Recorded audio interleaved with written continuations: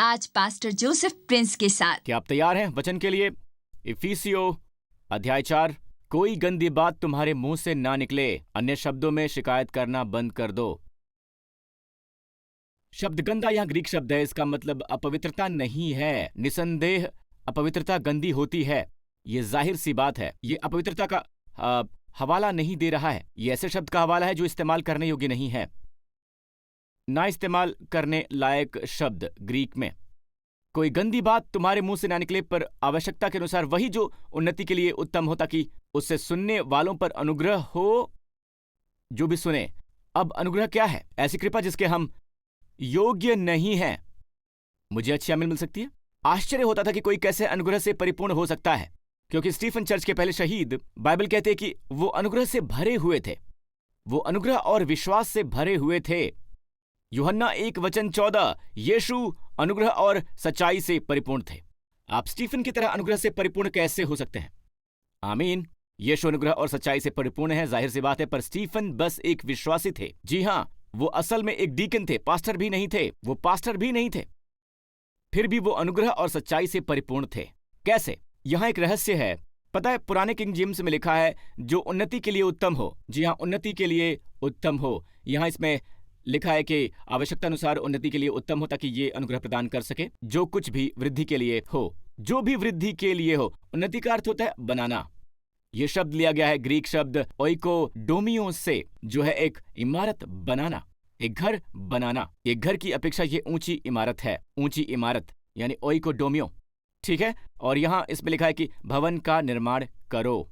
शब्द वही है, उन्नति करना यानी एक इमारत बनाना। इसलिए कुछ भी जो लोगों का निर्माण करता है, मैंने ये नहीं कहा कि झूठी बड़ाई करो, उनकी चापलूसी करो, पर उन्हें शब्दों से निर्मित करो।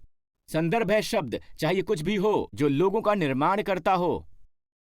अगर आप चाहते हैं कि आपके बच्चे अनुग्रह से परिपूर्ण हों, तो आप नसीहत के शब्द बोलें, ताकि वो अनुग्रह प्रदान कर सकें। जो कुछ भी शिक्षाप्रद है वो अनुग्रह प्रदान करता है। फिर से, जो कुछ भी शिक्षाप्रद है वो अनुग्रह प्रदान करता है। मुझे अच्छी आमीन मिल सकती है। पर आप कहते हैं पास्टर प्रिंस, कई बार पता है मैं उन्हें वैसा ही बताता हूं क्योंकि उन्होंने ये किया, उन्होंने वो किया, मुझे ये बताना होता है। पर अनुग्रह का मतलब होता है एक अनुग्रह जिसके हम योग्य नहीं हैं। तो जब हमारे बच्चे इससे चूक गए हों, जीवन साथी इससे चूक गया हो, तो उनसे कैसे बात करें? क्या इस आधार पर करें कि वो किस लायक हैं? फिर हम उन्हें अनुग्रह प्रदान नहीं कर रहे हैं, क्योंकि अनुग्रह के शब्द, कोई भी शब्द जो उन्हें वो देता है, जिसके वो हकदार हैं, एक गलत शब्द है। ये एक अनुपयुक्त शब्द है। उन्हें पता है वो असफल हुए हैं, उन्हें पता है उन्होंने ये किया है। अगर आप कहते हैं कि आप बहुत मूर्ख हैं, आप बहुत लापरवाह हैं, तो उनके लिए कैसा प्रकाश है? किस तरह का?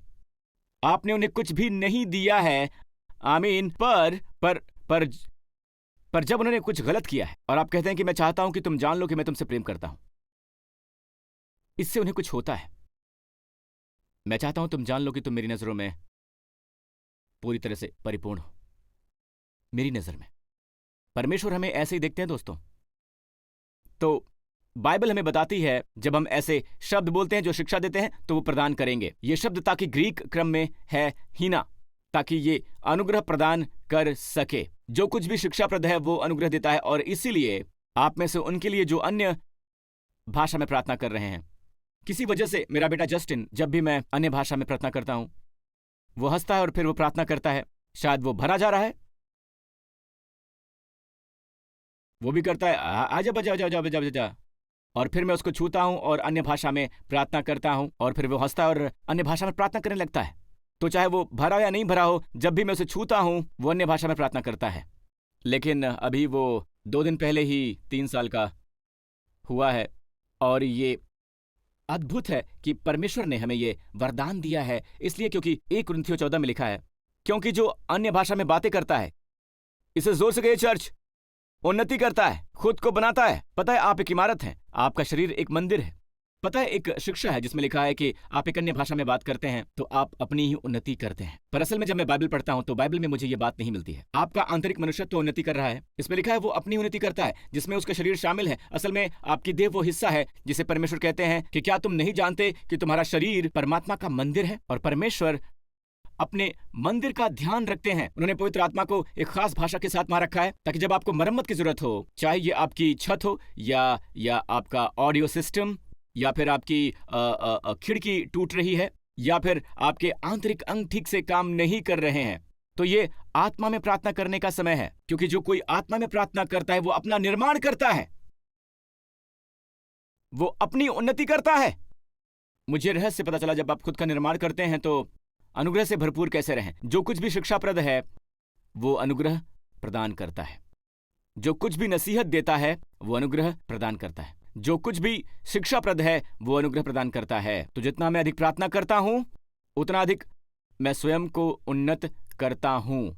उन्नत सेवकाई कर सकता है कि वो उन्नत अनुग्रह प्रदान करे।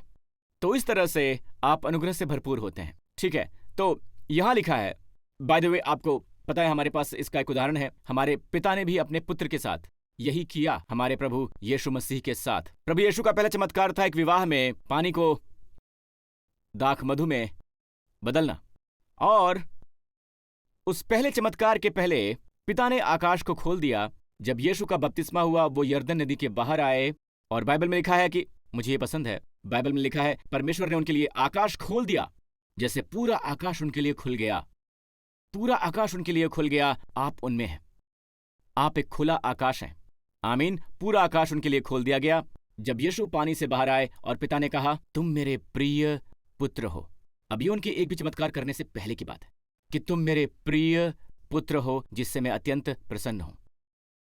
मैं अत्यंत प्रसन्न हूं। अगले अध्याय में वो शैतान की परीक्षा में पढ़ने के लिए निर्जन प्रदेश में गए और उन्होंने जीत हासिल की। हमें अपने बच्चों को जीवन की लड़ाई जीतने में मदद करने के लिए लगातार उन्हें प्रोत्साहित करना होगा, लगातार। और आप कहते हैं कि पर वो इसे सुनने के योग्य नहीं है, तो आप उन्हें अनुग्रह प्रदान कीजिए। जिसके वो योग्य नहीं है उनसे कहिए, पता है तुम मेरे लिए अनमोल हो, मैं तुमसे प्रेम करता हूं, मैं तुमसे अत्यंत प्रसन्न हूं, पर उसके लायक कुछ भी नहीं है, तुम्हारे लिए है। तुम समझ गए हो या नहीं? ऐसी मानसिकता को बंद कीजिए। आप इसे बंद कर सकते हैं और उस व्यक्ति की ओर देखना शुरू कर सकते हैं, उस वरदान की ओर जो आपको दिया गया है, और कहना शुरू कीजिए कि मैं तुमसे अत्यंत प्रेम करता हूं। और इससे उनकी उन्नति होगी, ये उन्हें अनुग्रह प्रदान करेगा। और जब वो अनुग्रह के अधीन होंगे तो उन पर पाप की प्रभुता नहीं होगी। आमीन चर्च। ऑलराइट, फिर इसमें लिखा है परमेश्वर के पवित्र प्रेम को शोकित मत करो जिससे तुम पर छुटकारे के दिन के लिए छाप दी गई है। देखिए, पवित्र आत्मा आपको छोड़ने वाला नहीं है। छुटकारे के दिन तक वो वहीं रहने वाला है, उस दिन तक जब यीशु वापस आएंगे। यहाँ एक दिलचस्प तस्वीर है, ये डाउन पेमेंट की तरह है। ये पौलुस वगैरह के दिनों की डाउन पेमेंट है। आप बाजार में जाते हैं और ये हाल तक ऐसा ही था, ठीक है, राइट। आप वहां जाते हैं और आप डाउन पेमेंट करते हैं। हम कुछ चीजें खरीदते हैं और डाउन पेमेंट करते हैं, बहुत से लोगों से पूरा चुका देते हैं, पर आप डाउन पेमेंट करते हैं। इसका मतलब है मैं वापस आऊंगा खरीदी हुई चीज को लेने के लिए। आमीन। तब तक डाउन पेमेंट है पवित्र आत्मा। हम सबके अंदर पवित्र आत्मा डालते हैं। छुटकारे के दिन के लिए हम पर पवित्र आत्मा की छाप दी गई है। पवित्र आत्मा की किसी चीज पर मुहर लगाते ही यह स्वामित्व को दर्शाती है। उन दिनों में ये लाल रंग से छाप दी गई थी, और लाल रंग यीशु के लहू की तस्वीर है। इसका मतलब है कि आप उनके हैं। जब वो वापस आएंगे तो वो आपके लिए वापस आएंगे, और आप अपना उद्धार नहीं गवा सकते हैं, क्योंकि आप पवित्र आत्मा को भी शोकित कर सकते हैं, ठीक है, क्योंकि आप पर उनकी छाप लगी हुई है। अगर पवित्र आत्मा आपको छोड़ देता है पाप करते ही, तो यह कहना बेमानी है कि पवित्र आत्मा को शोकित मत करो जिससे तुम पर छुटकारे के दिन के लिए छाप दी गई है। छुटकारे के दिन के लिए कोई अर्थ नहीं निकलता इसका। आप समझ रहे दोस्तों? एक बार आप उद्धार पा जाते हैं, आप पर छाप लगा दी गई है, आप हमेशा के लिए उद्धार प्राप्त हो गए हैं। पवित्र आत्मा आपको छोड़ेगा नहीं, ठीक है। फिर भी पवित्र आत्मा को शोकित मत करो। तो सवाल है, पवित्र आत्मा को शोकित कैसे करते हैं? मुझे इस संदर्भ में उपदेश देना पसंद है। तो शब्द शोकित करना यहां है ग्रीक में सुलियो, ठीक है। और पवित्र आत्मा और यीशु एक ही हैं। यीशु ने जो कुछ भी अनुभव किया, पवित्र आत्मा ने उसे अनुभव किया, ठीक है। तो शब्द शोकित करना है सोलियोप। मैं बस आपको ये बता रहा हूं। और हम यीशु के जीवन में सोलियोप को देखते हैं, और केवल एक जगह है जहां पर लिखा है कि ये शोकित हुए, और ये है यहां मरकुस 3 में। वो आराधनालय में गया और फिर वहां पर एक मनुष्य था जिसका हाथ सूख गया था, तो उन्होंने उसे घात लगाकर देखा। ये मेरे लिए आश्चर्यजनक है कि कैसे ये धार्मिक लोग, यीशु वहां पर थे, एक आदमी जिसका हाथ सूखा हुआ था, कलीसिया के सदस्यों में से एक था जिसका हाथ सूखा हुआ था, और वो यीशु की घात में लगे हुए थे कि वो चंगा करते हैं या नहीं। वो जानते थे वो चंगा कर सकते हैं। उन पर दोष लगाने के लिए उनकी घात में लगे हुए थे कि देखिए वो सबत के दिन चंगा करते हैं नहीं। पता है आप मसीहत को कितना भयानक रूप से धार्मिक बंधन में बदल सकते हैं। अजीब है। इसलिए यीशु ने उनसे कहा, वेश्याएं और चुंगी लेने वाले तुमसे पहले राज्य में प्रवेश करेंगे। मैं आपको यह बता दूं, परमेश्वर हर पाप के खिलाफ है, मैं हर पाप के खिलाफ हूं, पर ऐसे प्रत्यक्ष पाप भी हैं जिनसे निपटना परमेश्वर को स्वधार्मिक लोगों की तुलना में आसान लगता है, जिनके पाप प्रत्यक्ष नहीं है। आखिरकार पहला पाप था स्वधार्मिकता का पाप। अगर परमेश्वर जैसा बनना है तो इस पेड़ से खाओ। ये व्यभिचार या आदम द्वारा हत्या का पाप नहीं था। जी नहीं, यह पाप था स्वधार्मिकता का। जो मैंने कहा आप समझ रहे हैं? क्या आप सीख रहे हैं दोस्तों?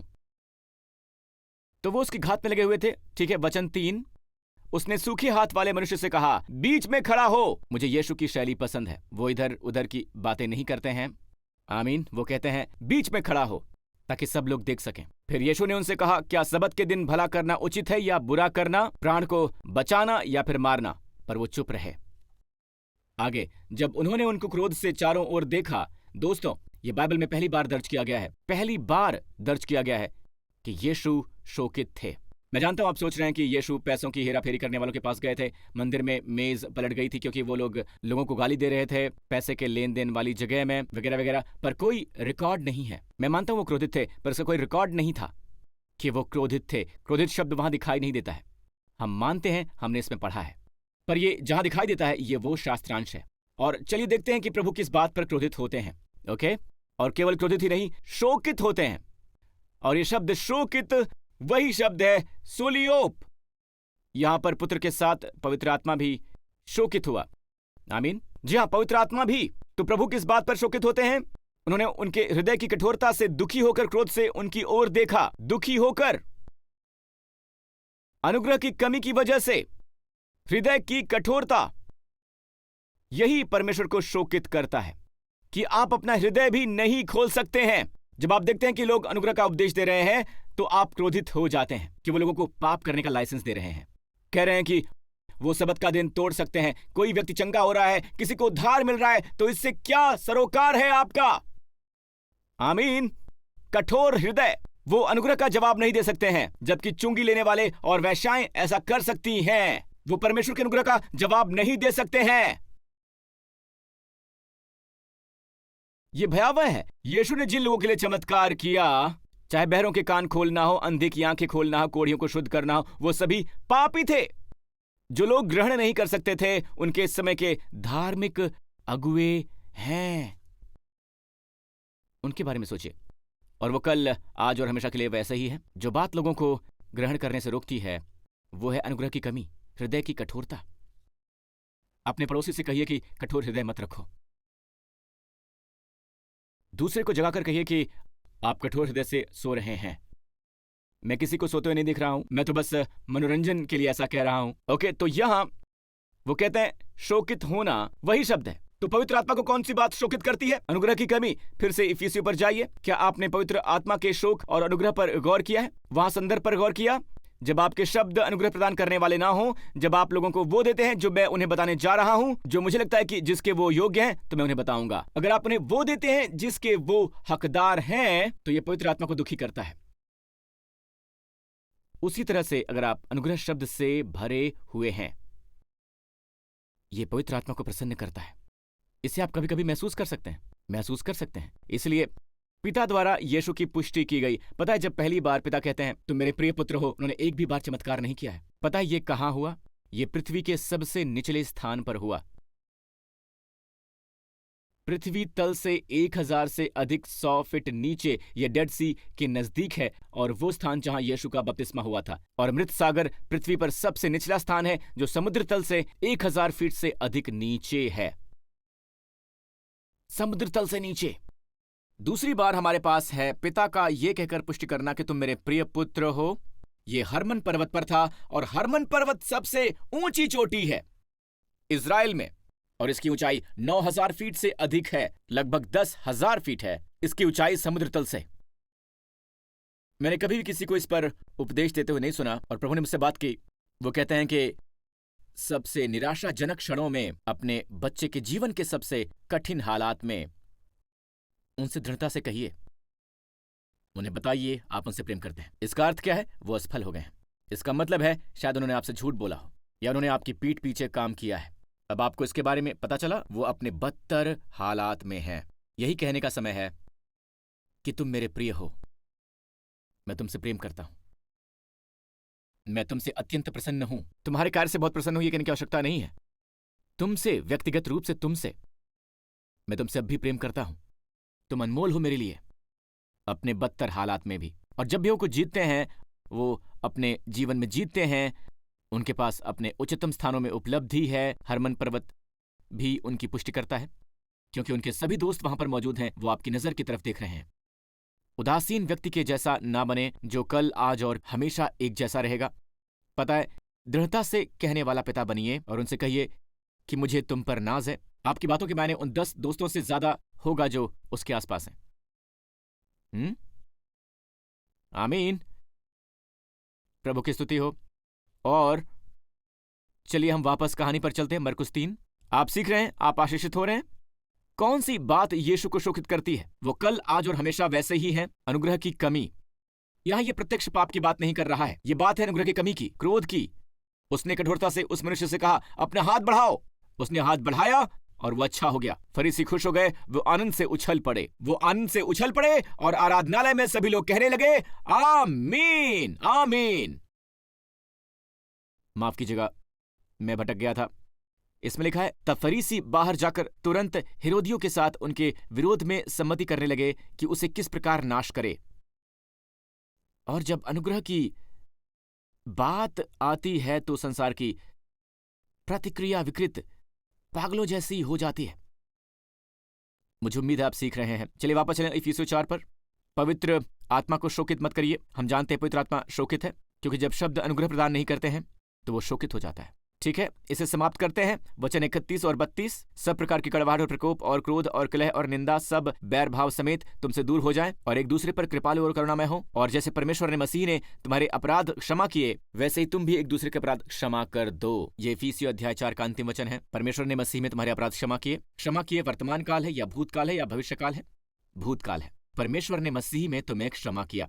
अब इस अगले अध्याय की ओर देखिए। मूल में कोई अध्याय नहीं है, ठीक है, इसलिए संदर्भ दिखाने के लिए मैं आपको अगले अध्याय पर ले जा रहा हूं कि परमेश्वर ने तुम्हें मसीह में क्षमा कर दिया है। क्योंकि परमेश्वर ने तुम्हें क्षमा कर दिया है, इसलिए परमेश्वर के सदृश बनो, इमिटेट करो। शब्द इमिटेट ग्रीक में है मिमिटिस, जहां अंग्रेजी शब्द मिमिक मिलता है, इमिटेट।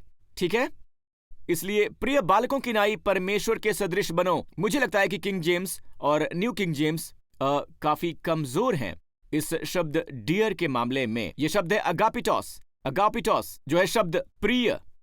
न्यू इंटरनेशनल संस्करण में यह ज्यादा स्पष्ट है। ठीक है, दूसरे शब्दों में, जब बच्चे यहां ऊपर देखते हैं, जो यहां प्रकाश है, चाहते हैं कि आपके बच्चे आपके जैसे बने, आप चाहते हैं कि वो आपकी नकल करें। अन्य शब्दों में, जब बच्चे यहां देखिए तो यहां प्रकाश है, आप चाहते हैं आपके बच्चे आपके जैसे बने, आप चाहते हैं कि वो आपकी नकल करें। मेरा बेटा बहुत नकल करता है मेरी। तो पत्नी कहती है, परमेश्वर के लिए आप ला कहना बंद कर सकते हैं? वो सब कुछ आपके पीछे कहना सीख रहा है। पता है, हर एक चीज मैं कहता हूं जस्टिन, जब भी मैं कोई वाक्य कहता हूं तो वो मेरे पीछे पीछे कहता है। मैं कहता हूं तुम एक प्रसन्न बच्चे हो, वो कहता है मैं एक प्रसन्न बच्चा हूं। मैं कहता हूं तुम बातोनी बच्चे हो, वो कहता है मैं बातोनी बच्चा हूं।